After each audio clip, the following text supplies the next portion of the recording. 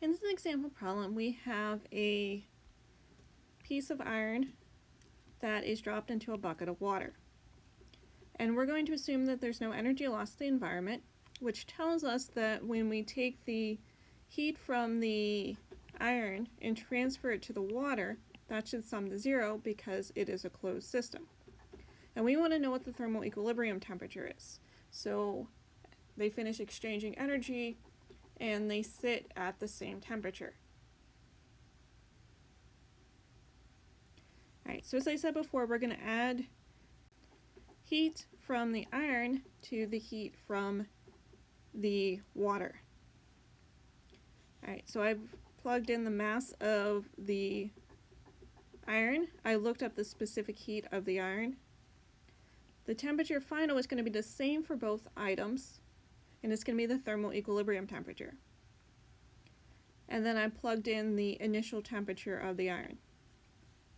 We're going to add this to the heat from the water here. So I plugged in the mass of the water, the specific heat of the water, and the temperature final is going to be the same for both of them, once again, because we're reaching thermal equilibrium temperature. And then I plugged in the initial temperature of the water. Alright, so let's talk about what's going to happen next. First, I'm going to multiply these two numbers by TF, which is what you get here. Then I'm going to multiply these two numbers by the 450, which is the number that you get here. So you have to remember to make use of the distributive property. I've now taken these two numbers and multiplied by TF to get this number. And then I've taken these two numbers and multiplied to the 20 degrees Celsius to get this number. And notice I tend to leave the units off here. This is one of the few places where I'll actually do that because they do get a little bit messy.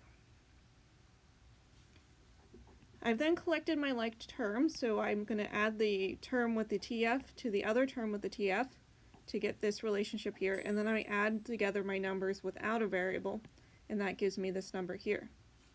I can add this to the other side and then divide by this in order to isolate the final temperature and get this number here.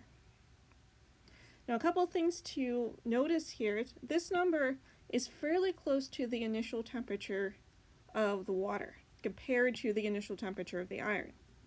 And the reason for this is twofold. First, there is a very high specific heat for water, so it takes a lot of energy from the iron in order to change the water 1 degree Celsius.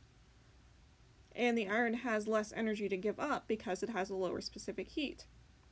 The other thing that is the difference is the mass. There's more water than there is iron.